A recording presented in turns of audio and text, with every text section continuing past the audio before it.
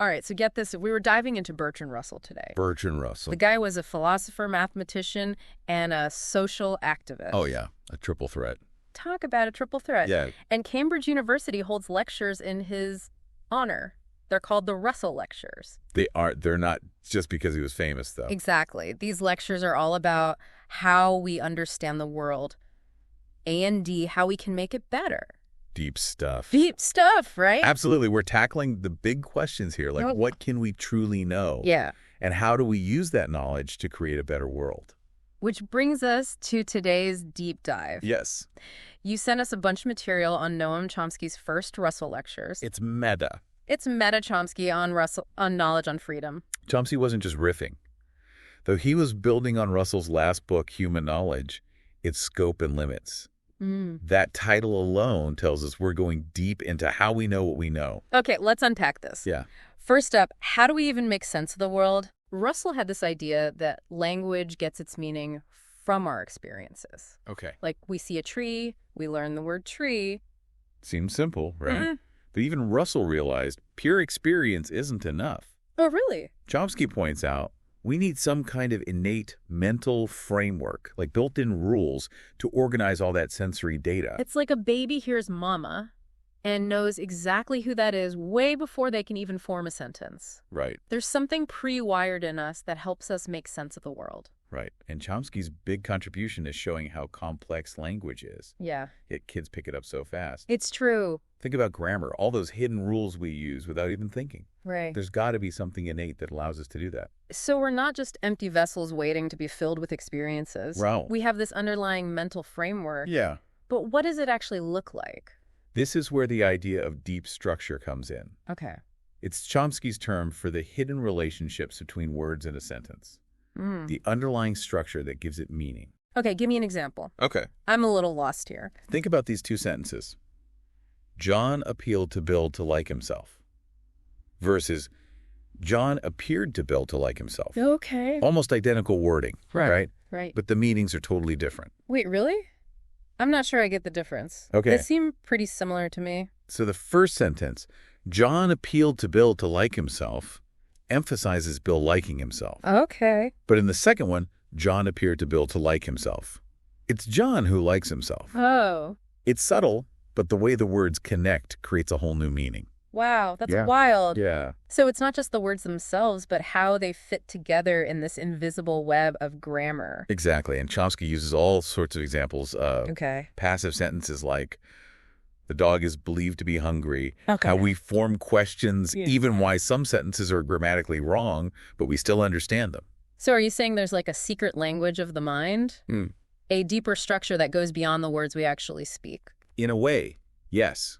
Chomsky argues our brains are wired with a deep structure for language, a set of rules that let us create and understand an infinite number of sentences. This is pretty mind-blowing. It is. We've gone from mama to the hidden structure of language. Right. But both Russell and Chomsky were also passionate about social justice. Yes. Did they think this understanding of language could help create a better world? Absolutely. Chomsky even connects this back to Russell's work. Okay. Specifically, a quote where Russell compares a person's development to a tree needing the right soil and freedom to grow. So we've talked about the soil of our minds. Now we're getting into the environment needed for a person to truly flourish. Right. And Chomsky points out that Russell wasn't just talking about individual growth. Okay. He was talking about transforming society as a whole, getting rid of any system that oppresses people and prevents them from reaching their full potential.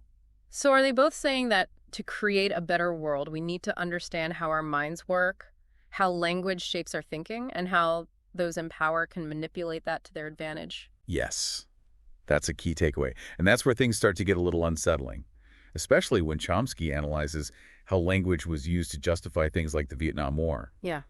But we'll dive into that more in the next part of our deep dive. Okay, so we've been talking about how our minds make sense of the world and how language plays a key role in that. Right. But how does this connect to something as serious as the Vietnam War? This is where Chomsky's work gets really eye-opening. Okay.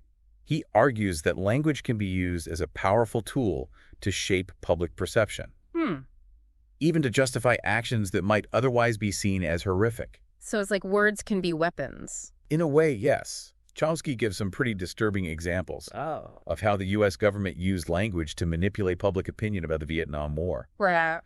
Well, first they tried to sell the war with the classic communist threat narrative. Right. But as public support started to wane, Yeah. they needed a new strategy. And that's where the fancy jargon comes in. Exactly. I remember reading about terms like counterinsurgency and strategic hamlets. Exactly. These terms sound technical and scientific, Mm. even though they often masked brutal realities. Yeah.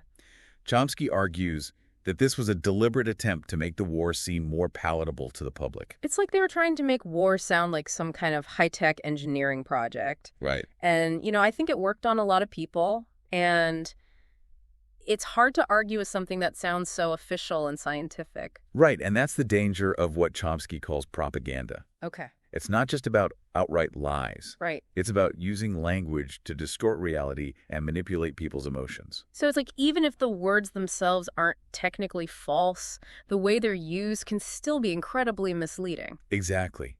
Chomsky gives some chilling examples. Okay. Forcibly moving villagers into heavily guarded camps was called urbanization. Wow.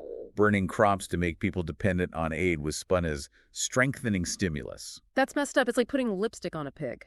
Right. It's still a pig no matter how you dress it up. And that's just the tip of the iceberg.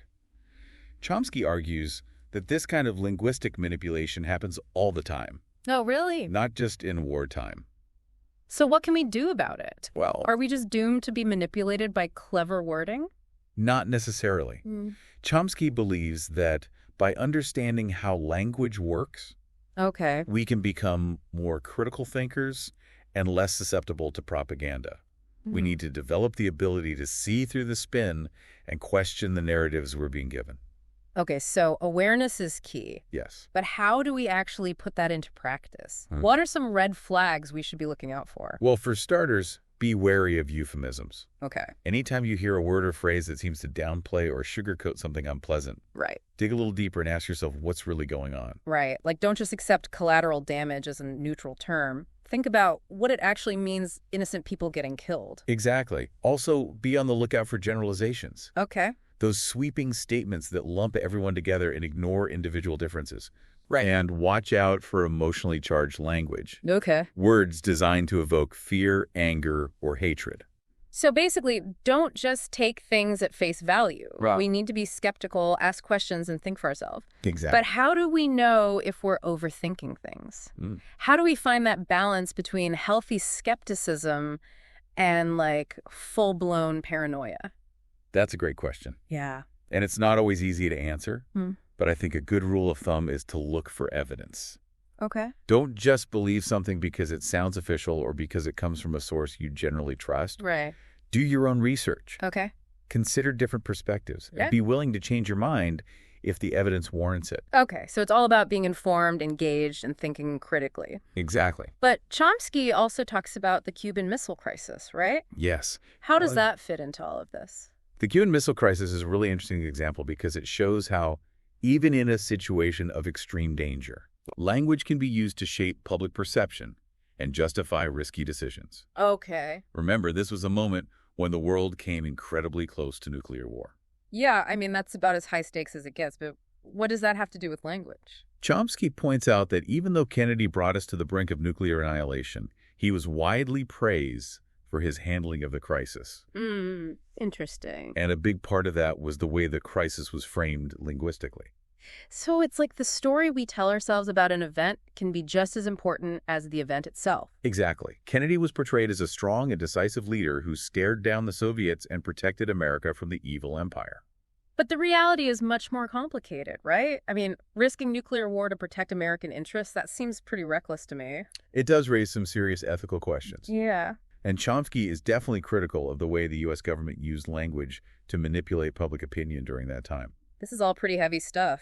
It's kind of scary to think about how easily we can be influenced by the way things are worded, even when it comes to something as serious as nuclear war. It is unsettling, but that's why Chomsky's work is so important. Yeah. He's not trying to make us paranoid or cynical. He's trying to empower us to think critically and see through the ways in which language can be used to manipulate us. So what's the takeaway here? What do we do with all this information? Well, I think the key takeaway is that language is a powerful tool. and it can be used for good or evil. Right. It's up to us to become aware of the ways in which it can be used to manipulate us and to develop the critical thinking skills we need to resist that manipulation. So it's not enough to just be informed. We also need to be engaged and critical of the information we're consuming. Exactly. We need to be active participants in the creation of meaning, not just passive recipients of whatever narratives are being fed to us. This has been a lot to process. We've gone from the structure of language to the complexities of propaganda and the dangers of blindly accepting official narratives. Where do we go from here? Well, in the final part of our deep dive, we'll explore how Chomsky connects all of this back to Russell's vision of a better world and how we can use our understanding of language to move towards that vision. Okay, so we've covered a lot of ground here. The hidden structure of language propaganda, the Cuban Missile Crisis. It's been intense. It has. But we started by saying that these lectures are about more than just analyzing the problem, right? Right. Chomsky's drawing on Russell not just to critique, Yeah. but to offer a path forward. Ugh. Remember that quote we mentioned earlier about the humanistic conception? Seeing each person like a young tree Right. with the potential to flourish? Yeah, it was beautiful, but also kind of a stark contrast to the stuff about propaganda and manipulation. Exactly. That's the tension Chomsky's highlighting. Mm. He argues that understanding language is powerful, but the power can be used in two ways. Those in power often use it to control and limit us. So the same tools that can twist the truth about war can also be used to build a better world. That's the hope. Chomsky argues that by understanding how our minds work, how we acquire knowledge, how we're swayed by rhetoric, we can start to break free from those systems of control. But isn't that kind of idealistic? I mean, it's one thing to analyze propaganda, it's another to actually change things. It's definitely a challenge. But both Russell and Chomsky believed in the power of human reason and the possibility of progress. Remember, Russell was a huge advocate for social justice, and Chomsky's been a vocal critic of injustice his whole career. Okay, so they weren't just armchair philosophers. They actually walked the walk. Right. But where does language fit into all of this? Chomsky ends his lectures by saying that Russell's humanistic conception sees potential in every person, but that potential is often crushed by systems of power that use language to maintain control. So if we want to create a world where everyone can flourish, we need to start by understanding how language is being used to hold us back. Exactly. It's about becoming conscious of the narratives we're being fed, questioning assumptions, and using language to challenge injustice and advocate for a better world. This deep dive has really made me think about how much I take for granted. You know, I never really considered how the way things are worded can actually shape my whole worldview. That's a big realization. And it's something we should all be thinking about, because it's not just about big things like war or politics.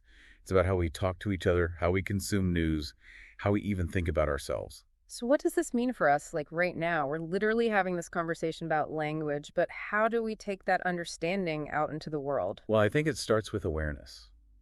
We need to pay attention to the language being used around us, not just the words themselves, but the intentions behind them. So it's like, don't just passively absorb information and be an active participant in the conversation. Exactly. Ask questions, challenge assumptions, and be willing to change your mind when presented with new information.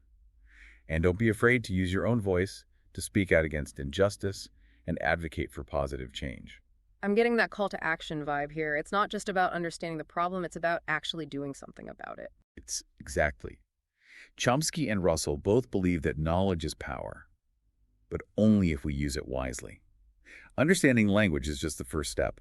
The real challenge is using that understanding to create a more just and equitable world. Wow, okay, I need a minute to process all of this. This deep dive has been a wild ride from the inner workings of our minds to the complexities of propaganda and the possibility of creating a better world. It's a lot to take in, for sure. But I think the key takeaway is that language is an incredibly powerful tool, and it's up to each of us to use it responsibly. So you've given us a lot to think about. Chomsky and Russell really challenge us to look at the world and ourselves in a whole new way. And hopefully that new perspective will inspire us to use our voices and our understanding of language to create a world where everyone has the opportunity to flourish. That's it for our deep dive into Chomsky on Russell. Thanks for joining us on this journey, and keep those critical thinking caps on.